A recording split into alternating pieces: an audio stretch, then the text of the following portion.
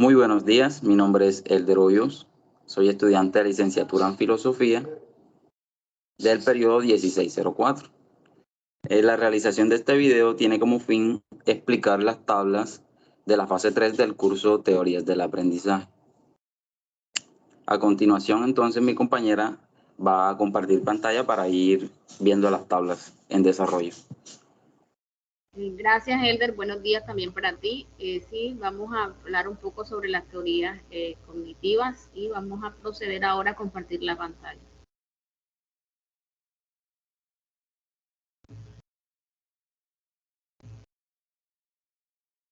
¿Ya estás viendo la pantalla?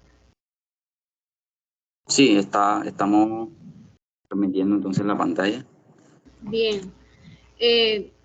El primer cuadro de teorías cognitivas nos muestra las preguntas generales y nos hace una pregunta sobre los autores más representativos de la perspectiva cognitiva, y ahí pues mencionamos a muchos. ¿Cómo se entiende el aprendizaje en las teorías cognitivas? Dice que el aprendizaje da lugar a un conjunto organizado de información que puede darse en ausencia del reforzamiento, llamándose aprendizaje no observable, pero sí establecido. Y ahí está pues el autor, que es Stallman, en el año 1959.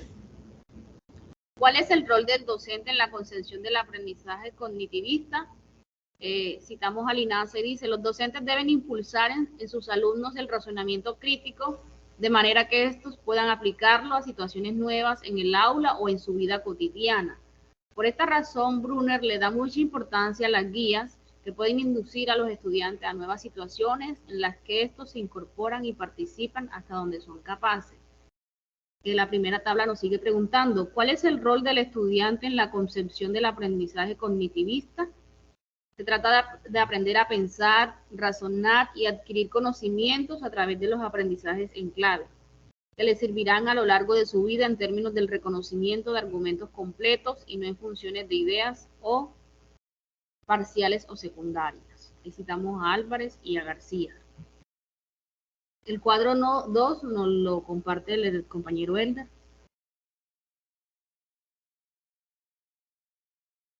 Claro que sí, nuestra tabla 2 nos habla de los conceptos específicos, que nos pide definir entonces qué es cognición. Bueno, la cognición en términos propios podemos decir que es esa capacidad que tiene el ser humano para comprender las percepciones y los procesos de la memoria. Un ejemplo claro es la acción de ir en bicicleta. Ahí estamos conllevando un proceso cognitivo. La metacognición es esa capacidad de percibir la propia conducta, o sea, la conducta propia de nosotros.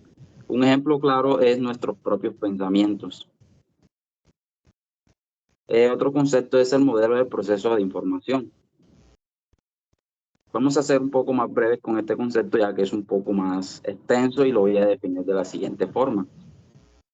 El ejemplo que tenemos para este concepto es la forma en cómo el computador organiza toda esa información que nosotros indagamos. Entonces, básicamente es eso, organizar toda la información que guardamos en nuestra memoria, pero de forma manual.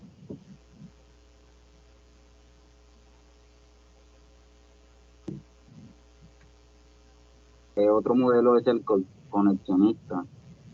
Bueno, esta es una modificación sustancial en el paradigma cognitivo, en el cual influye mucho los ámbitos de la inteligencia artificial. También está basado en la neurociencia, en la filosofía de la mente y en teoría de la psicología cognitiva. Un ejemplo claro para esto es realizar actividades mentales haciendo uso de la inteligencia artificial a través de cómputos. Esto viene de la mano con el concepto que explicamos anteriormente. Los procesos mentales o cognitivos. Bueno, estos procesos son operaciones mentales mediante el cual los seres humanos aprenden a través de factores cognitivos como la percepción, la imaginación, la atención y la memoria. Y por último tenemos entonces la teoría de la mente. La teoría de la mente está relacionada más que todo con la metacognición. Esto es el conjunto de la capacidad cognitiva que tiene el ser humano, que tiene la persona, como la imaginación y el pensamiento. Un ejemplo de esto es que podemos imaginar que estamos en un sitio deseado como una ciudad u otro país. Excelente. En el cuadro 3 nos pedía un concepto muy práctico y usamos el caso de Carolina, una estudiante de quinto grado que no realiza los ejercicios de matemática y algunas veces termina las tareas de lengua castellana, porque después de estar un rato sentada se levanta para ver las carteleras del salón, le agrada decir en voz alta los colores de la bandera de los países suramericanos, lee enérgicamente el cartel de la célula y describe cada parte, sin importar que la maestra le pida hacer silencio y sentarse en su silla. No se concentra en ninguna clase porque siempre quiere estar caminando en el aula de clase. La situación que hemos trabajado y las estrategias de aprendizaje que quisimos aplicar fueron las siguientes. Lo primero es llevar a Carolina a realizar una toma de conciencia sobre su proceso de aprendizaje. Y este punto es tan valioso porque si el alumno en formación no es consciente del problema o de la dificultad que está presentando, será difícil trabajarle. Por eso lo primero es tomar conciencia, hacerle entender a la persona los aspectos de mejoría. Segundo, brindarle una enseñanza que mejore sus habilidades de autorregulación. De esta manera se planifica, se controla, se supervisa, para que luego ella pueda hacer un aprendizaje propio, autónomo, sin necesidad pues de una supervisión continua, aunque la supervisión pues debe ser bastante persistente. Se aplicará la estrategia de la retención, estrategias de elaboración, estrategias de organización, para que de esta manera mejore sus condiciones de la actividad de estudio y la alumna se adapte al entorno y tareas de su escuela.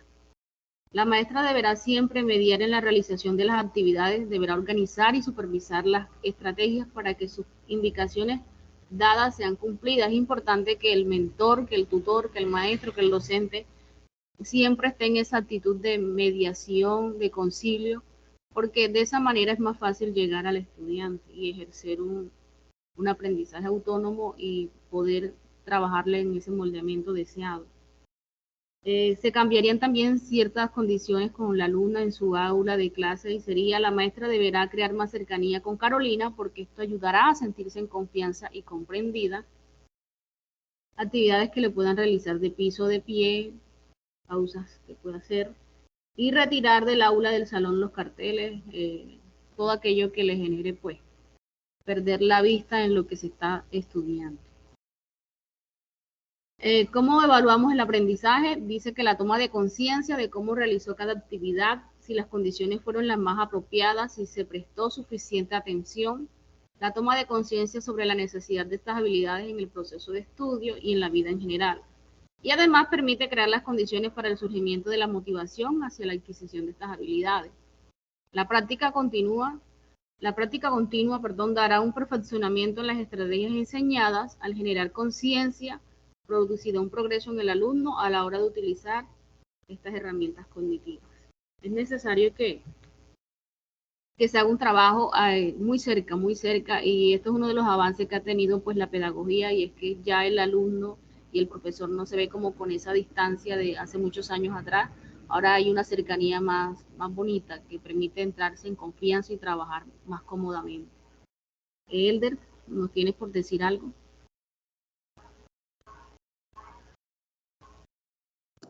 Bueno, cabe recalcar que la teoría cognitiva está más que todo basada en una teoría sobre la naturaleza y el desarrollo de la inteligencia humana. Cabe recalcar también que entre todos estos autores, el que más se destaca es Jean Piaget, puesto que es el que más se basa como en ese enfoque de la inteligencia humana, buscando también entonces lo que veníamos diciendo, la inteligencia artificial y el conocimiento de la persona como tal. Bueno, entonces de esta forma logramos concluir este video que tenía como fin explicar estas tres tablas de las teorías cognitivas del curso Teorías del Aprendizaje. Así es, muchísimas gracias por la atención. Gracias, Elder. Gracias, Yaira, por tu participación.